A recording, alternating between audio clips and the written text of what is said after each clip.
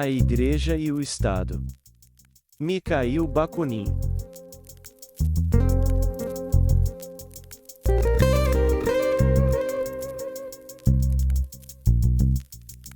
É óbvio que a liberdade não será restituída à humanidade, e que os verdadeiros interesses da sociedade, quaisquer que sejam os grupos, organizações sociais ou indivíduos que a compõem, só serão satisfeitos quando os estados não mais existirem. Está claro que todos os chamados interesses gerais que o Estado deveria representar são de fato uma abstração, uma ficção, uma mentira. Estes interesses, na realidade, não são nada mais que a negação total e contínua dos interesses reais das regiões, comunas, associações e da grande maioria dos indivíduos submetidos ao Estado. O Estado é um enorme matadouro, um vasto cemitério no qual, sob a sombra e o pretexto de abstração, todas as reais aspirações e forças ativas de um país deixarão-se enterrar generosa e pacificamente. Já que nenhuma abstração existe por si ou para si mesma, já que não tem pernas para andar, nem braços para criar, nem estômago para digerir as milhares de vítimas que lhe são dadas para que devore, torna-se óbvio que essa abstração religiosa e celestial, o próprio Deus, representa na verdade os interesses muito positivos e reais de uma casta privilegiada, o clero. Da mesma forma que seu complemento terreno, a abstração política, que é o Estado, representa os interesses não menos reais e positivos da classe que é hoje o principal, se não o único, agente da exploração e que, além disso, ainda demonstra uma certa tendência para absorver todas as outras classes, a burguesia. E assim como o clero sempre estava dividido, e hoje tende a dividir-se ainda mais entre uma minoria rica e poderosa, e uma maioria empobrecida que lhe é subordinada, assim também a burguesia e suas várias organizações, tanto sociais quanto políticas, na indústria, agricultura, bancos e comércio, bem como em todas as funções administrativas, financeiras, judiciárias, acadêmicas, policiais e militares do Estado, tendem a tornar-se uma verdadeira oligarquia. Transformar-se em enorme massa de indivíduos pretensiosos e decadentes, vivendo numa ilusão perpétua, empurrados inevitavelmente cada vez mais para o proletariado, pela força irresistível da situação econômica atual, e reduzidos a servir como instrumentos cegos dessa toda poderosa oligarquia. A abolição da Igreja e do Estado deve ser a primeira e indispensável condição para a verdadeira libertação da sociedade. Só depois que isso acontecer, é que a sociedade poderá ser organizada de uma maneira diferente. Não de cima para baixo, e segundo algum plano ideal sonhado por alguns sábios eruditos, e menos ainda por decretos emanados de algum poder ditatorial, ou ainda por uma Assembleia Nacional eleita por sufrágio universal. Como já demonstrei, um tal sistema levaria inevitavelmente à criação de um novo Estado, e consequentemente, à formação de uma aristocracia oficial, isto é, uma classe de indivíduos que não teriam nada em comum com o povo, e que começariam imediatamente a explorar e subjugar esse povo, em nome do bem-estar geral ou para salvar o Estado. A futura organização da sociedade deveria ser realizada de baixo para cima, pela livre associação e união dos operários, primeiro em associações, depois em comunas, em regiões, em países, e finalmente, numa grande federação internacional e universal. Só assim, poderá ser estabelecida a liberdade e a facilidade geral da nova ordem, uma ordem que, longe de querer negar, garante e tenta harmonizar os interesses dos indivíduos e da sociedade. Algumas pessoas acreditam ser impossível obter essa harmonia entre os interesses dos indivíduos e os interesses da sociedade como um todo, pois tais interesses são contraditórios, jamais alcançando um equilíbrio ou até mesmo chegando a um mínimo entendimento mútuo. A tais objeções respondo que, se até agora esses interesses jamais foram comuns, a culpa cabe ao Estado, que sempre sacrificou os interesses da maioria, em benefício de uma minoria privilegiada. Aquela famosa incompatibilidade, aquele conflito entre os interesses pessoais e os da sociedade, não são mais do que um artifício e uma mentira política, nascidos de uma mentira teológica, que inventou a doutrina do pecado original, para degradar o homem e destruir sua consciência íntima de seu próprio valor. Esta falsa ideia do antagonismo de interesses também foi disseminada pelas ilusões da metafísica que, como se sabe, é parente próxima da teologia. Por não compreender a sociabilidade da natureza humana, os metafísicos consideravam a sociedade um agregado mecânico e artificial de indivíduos. Este agregado seria formado abruptamente sob a bênção de algum tratado formal ou secreto, feito livremente, ou influenciado por algum poder superior. Antes de entrar para a sociedade, estes indivíduos, dotados de uma alma imortal, gozariam de liberdade total. Os metafísicos, sobretudo os que creem na imortalidade da alma, afirmam que, fora da sociedade, os homens podem unir-se em sociedade, apenas ao custo de sua liberdade, sua independência natural, e do sacrifício de seus interesses. Tal renúncia, tal sacrifício deve, portanto, ser mais imperativo quanto a sociedade for populosa, e sua organização mais complexa. Em tal caso, o Estado é a expressão de todos os sacrifícios individuais. Por existir de forma tão abstrata, e ao mesmo tempo violenta, o Estado continua cada vez mais a impedir a liberdade individual, em nome da mentira chamada bem comum, que obviamente representa os exclusivos interesses da classe dominante. Desta forma, o Estado se mostra como uma negação inevitável, uma aniquilação de toda a liberdade, de todos os interesses individuais e gerais. Todos os sistemas metafísicos teológicos estão unidos de tal forma que são mutuamente explanatórios. Esta é a razão por que os defensores destes sistemas podem e devem continuar a explorar as massas, em nome da Igreja e do Estado. Enchendo seus bolsos e satisfazendo sua luxúria imunda, eles, ao mesmo tempo, podem consolar-se com a ideia de que estão trabalhando para a glória de Deus, pela vitória da civilização, e pela causa do proletariado. Mas nós, que não acreditamos em Deus, na imortalidade da alma, nem no livre-arbítrio individual, afirmamos que a liberdade deve ser entendida no seu senso mais amplo e profundo como o destino do progresso histórico do homem. Por um contraste estranho mas lógico, nossos adversários, teólogos idealistas e os metafísicos, tomam o princípio da liberdade como fundamento e a base de suas teorias, e chegam facilmente à indispensabilidade da escravidão humana. Nós, que somos teoricamente materialistas, tendemos na prática a criar e fazer durar um idealismo nobre e racional. Nossos inimigos, os idealistas divinos e transcendentais, na prática caem num materialismo vil e sangrento. Praticam-no em nome da mesma lógica, de acordo com a qual todo progresso é a negação do princípio básico. Estamos convencidos de que toda a riqueza do progresso intelectual humano, moral e material, assim como a aparente independência do homem, é produto da vida em sociedade. Fora da sociedade, o homem não seria livre, e nem mesmo se tornaria um homem verdadeiro, isto é, um ser autoconsciente que sente, pensa e fala.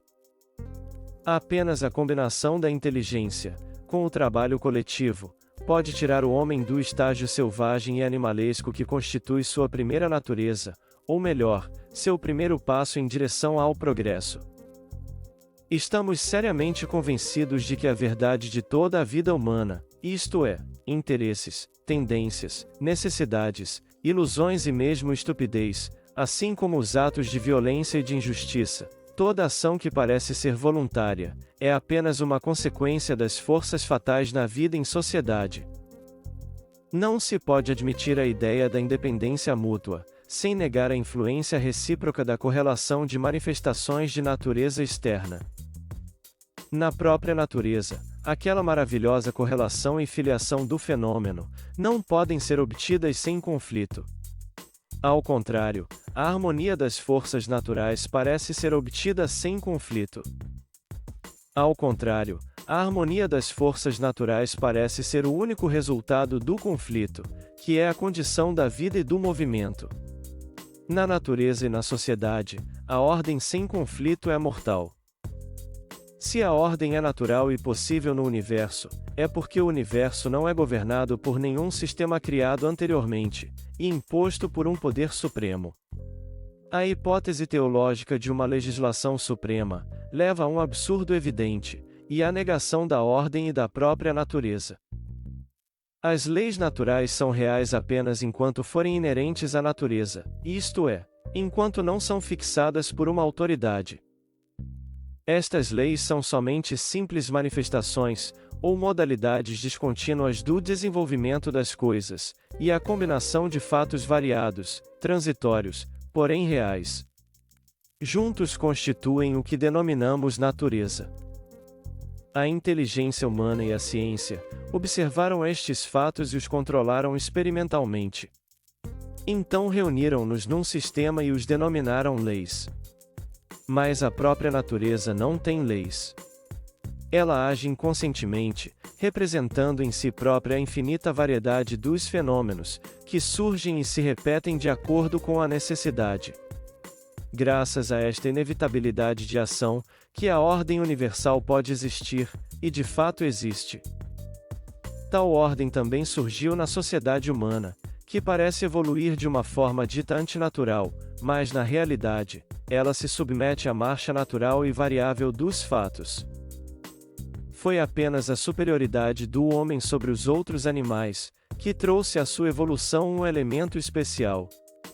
Este elemento é totalmente natural, no sentido de que, tal como tudo que existe, o homem é produto natural da união e interação das forças.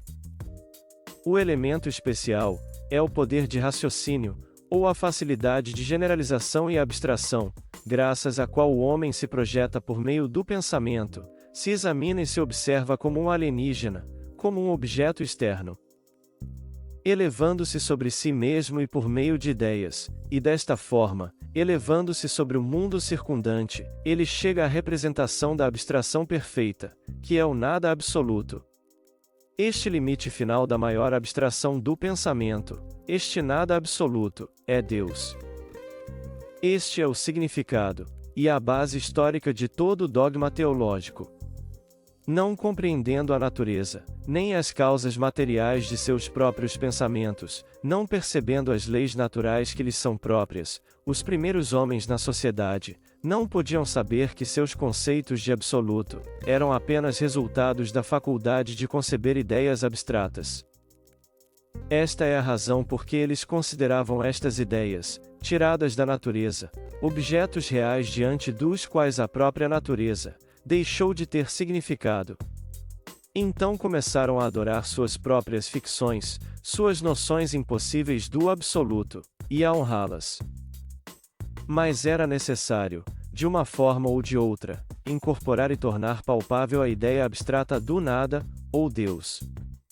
Com este objetivo, exaltavam a ideia de divindade, e dotavam-na de todas as qualidades e poderes, tanto bons quanto maus, que encontravam apenas na natureza e na sociedade. Esta foi a origem e a evolução histórica de todas as religiões, do fetichismo ao cristianismo. Não temos a intenção de investigar a história dos absurdos religiosos, teológicos ou metafísicos, e ainda menos de decidir o desenvolvimento das encarnações divinas, e visões criadas por séculos de barbarismo. Todos sabem que a superstição sempre deu lugar a assustadores azares, que terminavam em torrentes de sangue e lágrimas. Nos contentaremos em dizer que todas estas repulsivas aberrações da pobre humanidade foram circunstâncias históricas inevitáveis no crescimento normal e na evolução do organismo social. Tais observações, dominando a imaginação humana, geraram na sociedade a noção fatal de que o universo é governado por um poder e uma vontade sobrenaturais. Século após século, a sociedade acostumou-se tanto a esta ideia, que acabou matando todas as inclinações em direção ao progresso, e toda a capacidade de atingi-lo. A ambição, inicialmente de alguns indivíduos e depois de classes sociais inteiras, fez surgir a escravidão e a conquista dos princípios vitais, e semeou profundamente a ideia da divindade. Desde aí, toda a sociedade se tornou impossível sem ter, como fundamento, as instituições da Igreja e do Estado. Estes dois flagelos sociais, ainda são defendidos por todos os dogmáticos.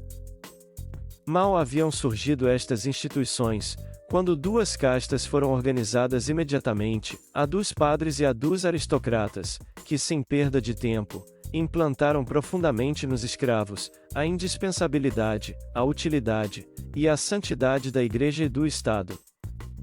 Tudo isto teve por objetivo, transformar a escravidão brutal, em uma escravidão assegurada e legal, consagrada pela vontade do Ser Supremo. Mas os padres e os aristocratas acreditavam sinceramente nestas instituições que eles mantinham, com todo o seu poder, e em função do próprio interesse? Eram apenas mentirosos e farsantes? Não, acredito que eram ao mesmo tempo crentes e impostores. Mas assim, como podemos reconciliar dois papéis aparentemente incompatíveis, crédulo e enganador, mentiroso e crente? Logicamente parece difícil, mas de fato, na vida diária, estas qualidades estão frequentemente associadas. A grande maioria das pessoas vive em contradição consigo mesma, e sob contínuos mal-entendidos. Geralmente, não se dão conta disto, até que algum fato extraordinário os tire do seu sonambulismo habitual, e os force a olhar para si e ao redor.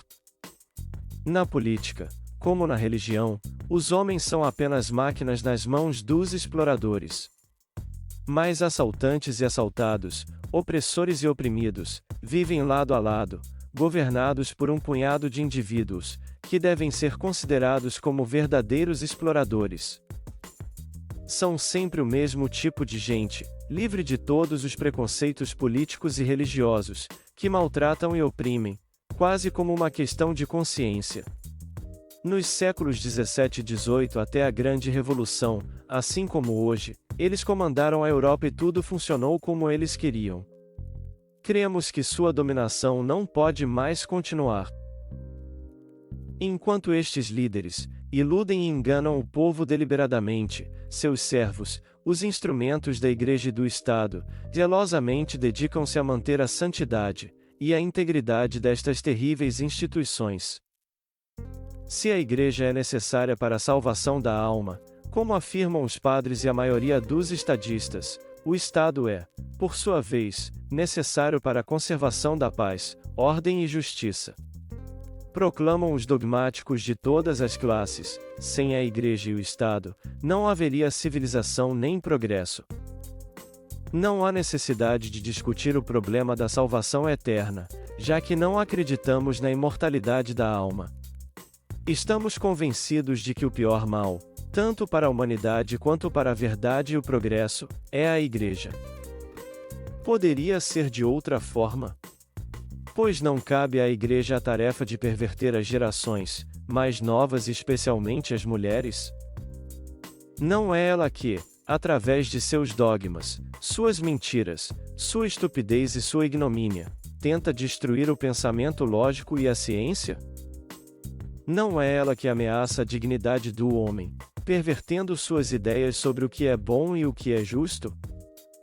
Não é ela que transforma os vivos em cadáveres, despreza a liberdade e prega a eterna escravidão das massas, em benefício dos tiranos e dos exploradores?